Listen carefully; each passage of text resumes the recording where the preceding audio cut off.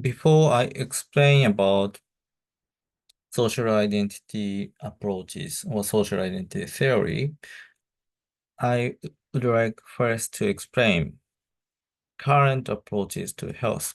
The first approach is biomedical approach. This approach attributes causes of ill health to biological and physiological malfunctioning. I guess many people are familiar with this approach most because when you are feeling sick, you're likely to go to see a doctor, right? Physician. And there, doctors are basing their approach on this biomedical approach. So it focuses on repairing and treating the social breakdown in the body. While this approach is very dominant, and many people are most familiar with this approach, uh, there are criticism that individuals experience illness differently. And this is because people have different cultures or socioeconomic status, having different families or religions, and cognitive, emotional, and behavioral dimensions are structured by these factors. So, for example, people from high socioeconomic status tend to think that even when they have a disease, they believe that these diseases can be cured. But people from low socioeconomic status, they tend to believe that they cannot cure this disease. Maybe if they have some money to pay for the medical treatment, maybe they think that they can treat them, but because of their socioeconomic status, they tend to believe that when they get the disease, they tend to believe this is fatal. This is fatal. Okay?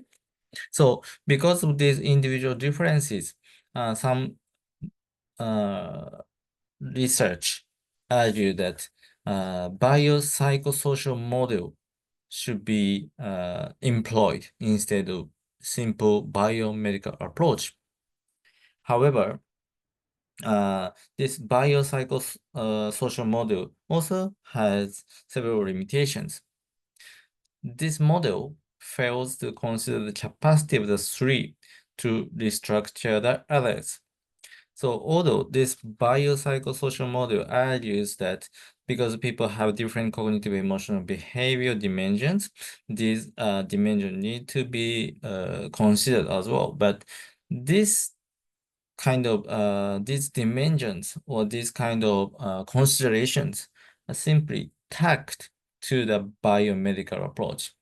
So they believe that, okay, illness is caused by biological and then physiological malfunctioning. And in order to treat that, doctors also need to take these dimensions into consideration. But this course argues that even this biology is structured by our psychology. How we think is actually influenced our biological malfunctioning. And furthermore, this course argues that our psychology is also influenced by which groups we belong to. So as I said, when people belong to such high socioeconomic status, they tend to think differently than those from low socioeconomic status. And then the way we think influences how our body functions. Okay, so in a sense, biopsychosocial model is similar to what I'm going to talk in this class, but the focus of this course is much more on psychology and social factors rather than simply on biology.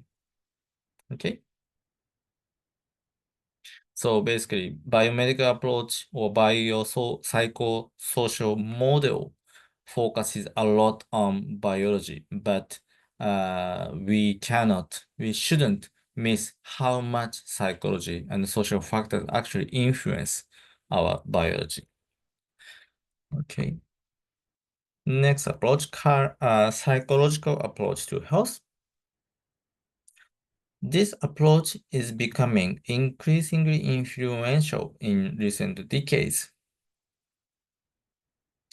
And this may be because thoughts, like appraisals of symptoms, how we think about our symptoms, and how we believe that we can treat our symptoms, the sense of self-efficacy, sense of efficacy, and feelings such as mood and loneliness influence our behavior, like how much we can save or take alcohol, or how much we follow the doctor's instructions in terms of how often we should take medicine and so on.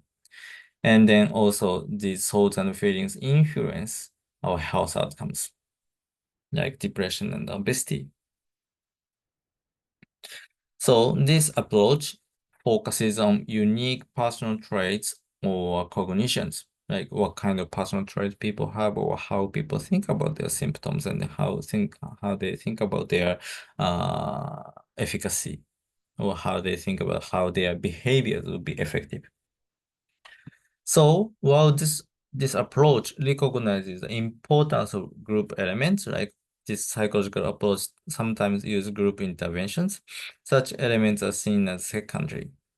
So, okay, let me back up a little bit. As I said, psychology influences biology. So in that sense, this psychological approach takes more focus on psychological dimension, uh, more so than biopsychosocial model or biomedical approach. However, this psychological approach does not pay enough attention to social factors or group elements. And maybe there are several reasons why this psychological approach does not use or does not pay much attention to group elements. One reason is that, as I said, the dominant approach or dominant psychological models has been the psychology of I and me. So psychology often focuses on why or how individual thinks and behave, and then the dominant psychology model tends to ignore how others or how groups affect individuals' psychology. And then the psychological approach sometimes use group interventions, but the reason they use group interventions is fund issues. By using group interventions, they can save some money. That's it. They don't know why group interventions sometimes provide better outcomes than individual interventions.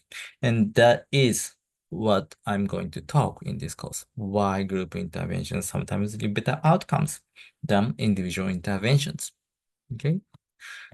Next approach, social approach to health. And under the social approach, there are two approaches, I guess. Yeah. The first one is social capital. This approach emerged from sociology, political sciences, and economics.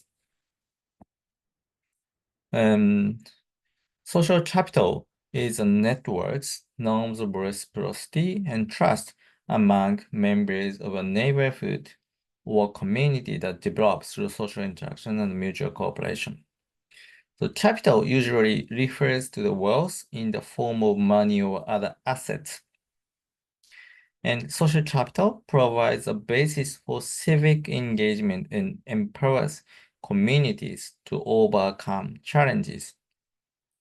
So by having this social capital more, it provides individuals with the basis for civic engagement, empowers communities to overcome challenges. So in the textbook, you can find that if you belong you can find this sentence. If you belong to no groups but decide to join one, you cut your risk of dying over the next year in half. Right? So you can also see other examples in the opening of the chapter one, like the examples of a football club. So basically, uh, this approach argues that by having more friends or by belonging to more groups, you can have more capital, which is not money, but more like social capital. And that capital provides you to some provide you with some resources that you can seek for help. And then also such social capitals empowers communities as a whole to overcome challenges. Some benefits that social capitals may provide are to facilitate sharing health-related knowledge, promoting healthy norms, and provide social support. So, social capital approach or social capital itself can help people to gain new and better knowledge of how you can treat yourself, how you can have better health. And then also social capital tend to provide or tend to promote healthy norms, like how you should eat or how often you do exercise. And as I said, social capitals provide social support. Like when you have something in need, you can ask for your friends or for your families to get some help from them. One limitation of this approach is that it has failed to provide explanations of how. So there are some evidence showing that social capital provides uh, like people who have more social capital or communities that give more social capital, people tend to be healthier, but it doesn't really explain why why the more social capital is related to better health. And this cause argues that it is because social capital approach is limited. It has limited understanding of psychological processes. It doesn't really consider how people think about others when they have more social capitals, or how social capitals influence how they think about others, or how they think about diseases, ill health. Okay.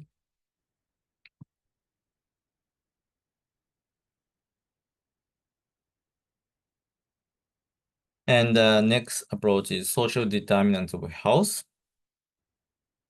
And this approach focuses on the relationship between social inequality and health. So this approach argues the social conditions contribute to health outcomes, like where people are born or where people grow, where people live, where people work, and then how old they are. These factors, these conditions influence their health outcomes.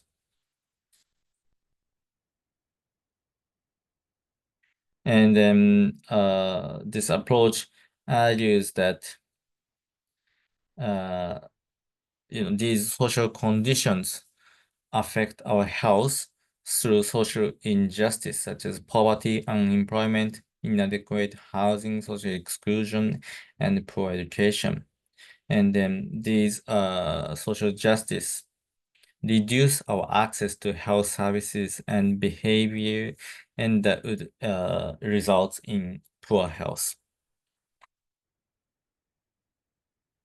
So this approach tackles inequality by the equal distribution of material resources through policy interventions. So they believe that equal distribution of food, recreational facilities, housing, and employment, they believe that people can achieve better health.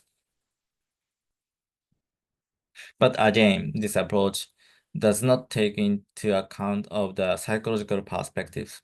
It does not explain individual differences. Like even if okay, so even if some people are born in the same community, or even if they live in the same community, some people are healthier than others, and then this approach doesn't explain why.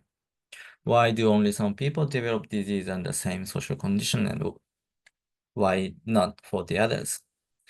And then, so psychological approach argue that this is because people experience them differently. Psychology takes this into account and helps us to understand when and how inequality puts negative impact on health, and when and how such impact can be reduced.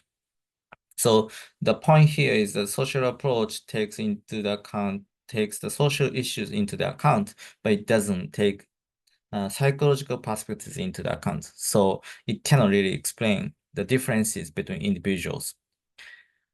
Whereas psychological approach takes the psychological perspective into the account, and then it explains why there are individual differences, but it doesn't take into the account how social factors like where they are born or where they are living, the psychological approach doesn't care or doesn't or that ignores these factors. So, both approaches have some good point, but at the same time, they have some limitations. Okay. So I guess I stop here again, and then I will continue in the next video.